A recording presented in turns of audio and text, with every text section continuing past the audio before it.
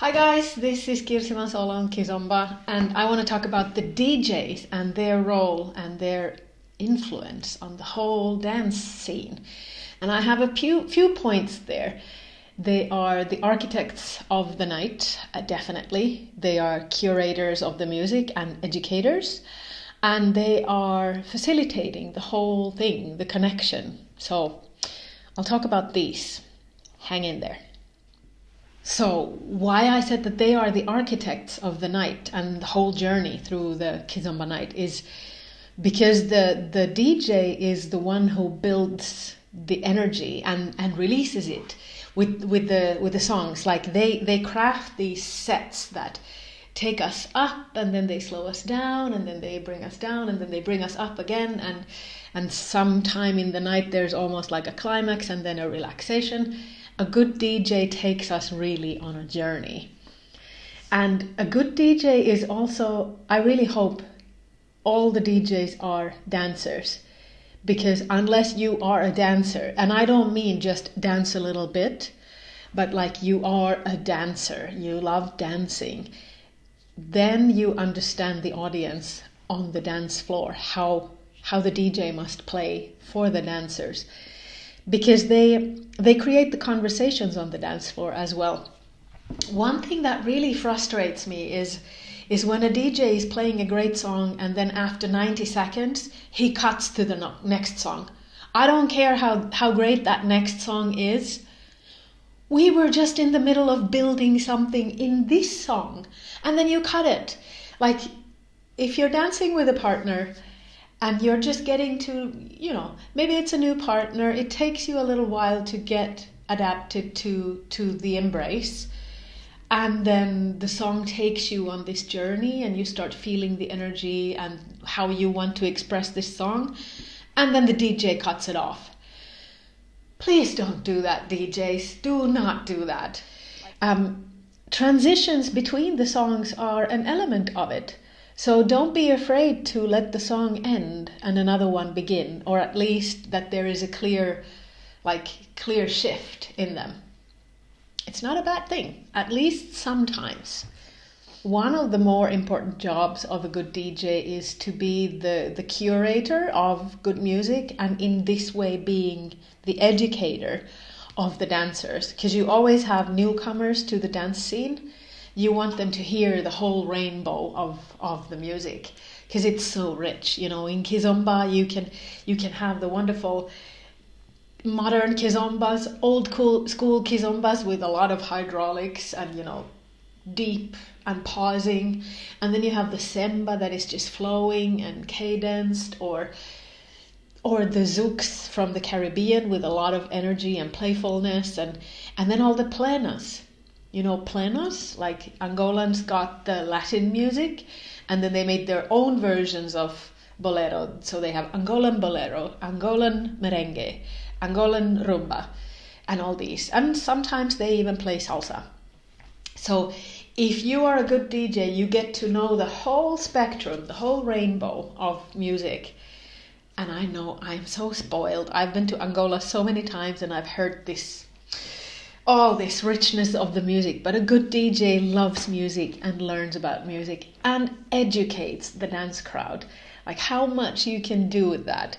There's tremendous energy in music. So offer that to people, let them feel all those different vibes, and they will love you. I swear. DJs are the primary filters for new songs as well. So if you, like me, love to listen to songs, like all the new songs, you'll hear 100 songs, then maybe one of them is like this one. So you're the filter. You'll be introducing all kinds of new songs to us. Please do. You gotta read the room, not just your playlist. I mean, it doesn't matter how wonderful your playlist is. If that audience in that hour is not feeling it, you gotta read them. This is your superpower. This is the superpower of a DJ. It's not about playing your 10 favorite songs. It's about observing when the floor is tired, offering them something a little bit easier. Or when the floor is energized, surprise them with something new, or give them a song that is not easy to dance to, just to challenge their skills, and sometimes just ease them off into something that is like even beginner friendly and they can just fool around with the music. Like, read the floor. This is important. If you're slowing down the floor, you don't need to play tarashinja or some slow ghetto zouk music for that. Actually, those songs are not very suitable for dancing if we are using the kizomba toolbox as our dancing. That type of music in Angola is made for listening to. They don't dance to that. And in Europe and in the West, it takes a different kind of dance to use that music well. So if you want to slow the dance floor down and relax the dancing, there are lots of all kinds of really beautiful songs that are slower and asking for like a simpler dance style that still work really well with the toolkit of the kizomba and semba dance that I'm talking about. Another thing that I often hear in Western parties is DJs are mixing in some like Afro zouk and Afrobeat songs, and people try to dance them as a couple dance, and it's difficult because also those songs have a musicality that doesn't quite match the toolbox that we have as semba dancers or kizomba dancers. So if you want to mix in some other genres, make sure that you know what you're doing, because some of them are excellent for dancing solo and some of them are just for listening. When dancers are trying to use a toolbox and the DJs are offering a different type of musicality and those two don't match, it gets difficult. I have this saying, this is not going to sound nice, but I'm going to say it anyway. Shitty music makes sloppy dancers. Yeah, and if you have a lot of beginners on the dance floor, read the floor. You have to serve them so that they can dance and develop their skill.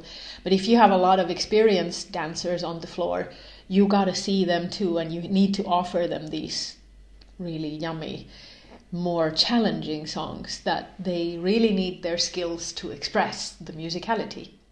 DJs are the creators and the facilitators of connection. You connect the whole crowd, right? So what kind of a connection are you creating there? I'm not just talking about the connection between a couple when they enter this one dance, but how the whole crowd is connected.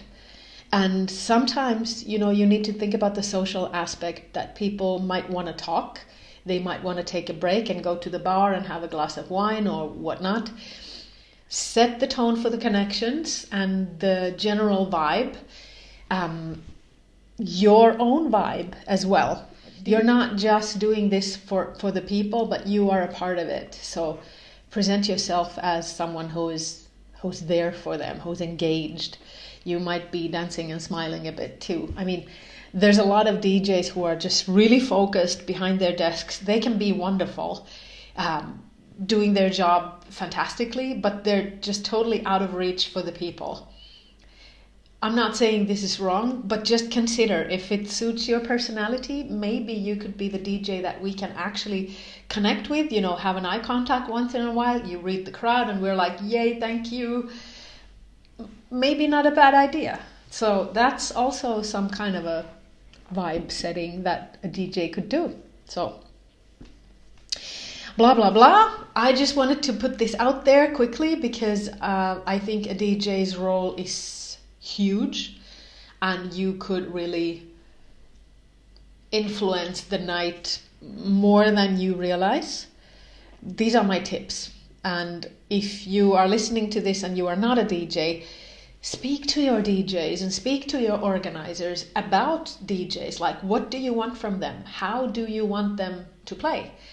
If you think that this little video helps in that, show this video to everybody who's concerned.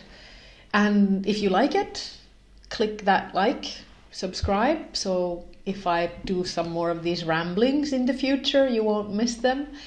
And please tell me what you want me to ramble about next time.